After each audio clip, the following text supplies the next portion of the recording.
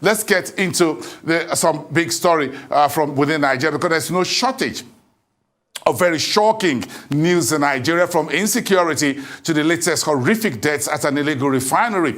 The political ecosystem is also warming up strongly as we speak, but the economic and business front is also grabbing a few headlines, and we are putting some of this into perspectives for you right now. My guest is the development economist, Professor Ken Ife from our Abuja studios. Good evening to you, Professor. Thanks for coming through. We appreciate your time. Good evening. Thank you very much for having me. Thank you. The president of the AFDB, Dr. Adesina, met with President Buhari yesterday and some of the top officials on both sides to discuss the state of preparedness of Nigeria to mitigate the impact of the looming global food crisis. Any new thinking on the block on what we can do? Well, the background to this is that the World Food Program says that about 20 million people are going to be at risk of starvation. We also expect that about 8.5 million Ukrainians would go into exile at some point, although it's a much less now. And then we also know that the Russia's action on gas is going to affect even fertilizer. Fertilizer is going down anyway because the prices of fertilizer is going to go up. But that notwithstanding, of course, other grains are affected. A lot of those grains are affected. We know the wheat, but the thing is that Nigeria is not as vulnerable as most parts of Africa. Reason is that Dangote urea is out now. Over 15 companies are blending fertilizer with our arrangement with Morocco. So all those things about fertilizer shortage and the high cost and all that, we may not be hit as hard as the others. Then in terms of the food program, which Adesina was talking to the president about, we've seen a target of $1.5 billion. We've seen that about 5 million people are intended to go into this, and about 1 million hectares of rice, 1 million hectares of maize, and then about 250,000 tons each of hectares each of sorghum. And the thing is just really about continuing with what we are doing already in Nigeria. So our Anchor Borrowers program is really the model that they're going to fall back on to cascade across the Africa region, because that is proving a success. So I'm not going to say that we're not going to be affected. Of course, prices are going up, but I don't think we are going to be hit as hard as many African countries are going to be. When you say we're not going to get hit that hard, where's your confidence, optimism coming from in terms of the level of what we've been able to achieve, and how much more still needs to? We have 200 million mouths to feed. Well, yeah, I think we are feeding 300 million anyway. 200 million Nigerians and 100 million Francophones surrounding us, especially those on the frontier, northern frontiers. So we're already used to that. We're already struggling to keep up with the pervasive insecurity in the geopolitical zone, constantly shrinking our agroecology. But we are countering that with massive injection of money. 1 trillion has gone into the likes of Anchor Borrowers program, and 3 trillion have gone into intervention funds of all sorts across the whole spectrum of intervention resources. Now, the thing is that we've deployed modernization of our agricultural production system. We've deployed intensive mechanization, in those 15 presidential value chains. And the area that I would actually say Nigeria should focus on is to bring into use over 300 dams that we have up and down the country, and quite a lot of it in the southwest, but most of them are from middle belt up. We should bring them into so that at least we could do 3-season farming with those irrigation. So that would help.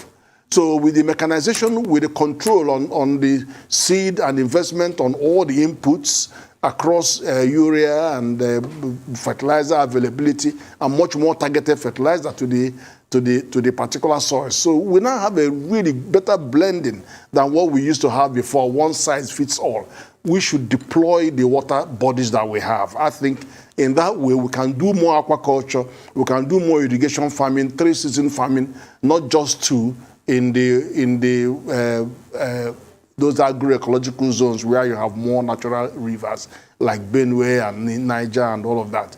So I think we should deploy more of those resources. We have them. We have many, over 300 BAMs in the country. So in that way, we'll be more comfort and on food security, and then more agro-industrial products to go for processing.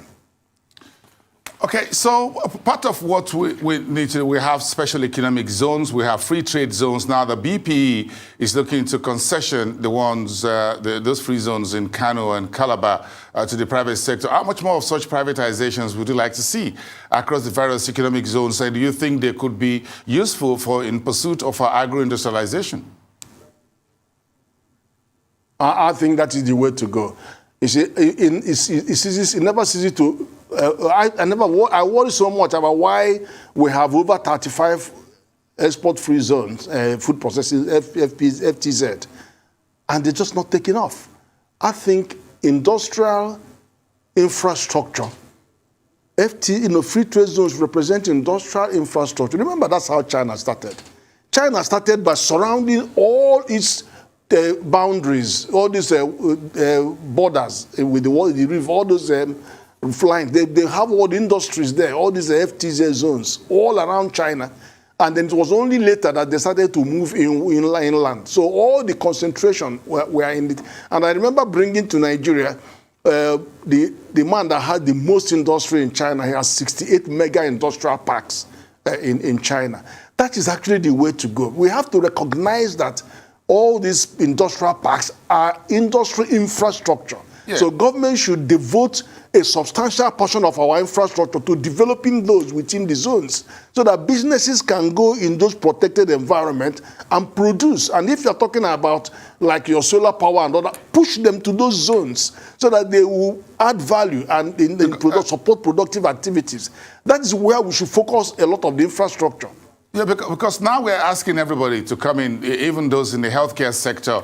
4 European biotech companies says they want to set up in Nigeria. President Buhari says they should be given access and all of that, hand them over to the Minister of Health. They want to do vaccines, therapeutic materials and things like that. But here we are. We can't even deliver on the solar IPP project since 2016. The Mandela hydropower project is still hanging there, about 45 years down the line. So how do we power the whole agro-ally thing? How do we power the special economic zone, the free trade zones?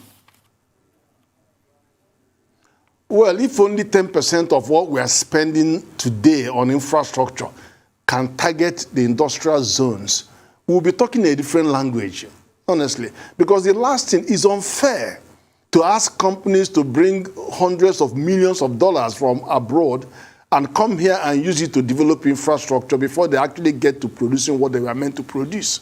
They won't listen to you. They go to countries where there are infrastructure. So we should focus on getting some infrastructure in those people so that they can come. And don't forget, some of them are coming to produce things that they will re-export anyway. So they go a long way. I think that we need to prioritize those. And then whatever government FTZs that are there should be concessioned out. I know quite a few of them are private sector owned, but even then, government actually understands this. That's why they are now encouraging companies to take up to half of their tax to do the roads, the infrastructure connected to it. So they're already doing that. Well, maybe the company should be asked to take part of their tax to do the electricity very well as well. Because again, if you're going to of course. Yes. Of course. Of course, some of them may be classified as infant industries. Yeah, quite a whole lot still needs to be handled. Thank you so much for tonight. Professor Ken Ife, development economist, for your thoughts from our Abuja studios. Thank you as always for coming on the program tonight.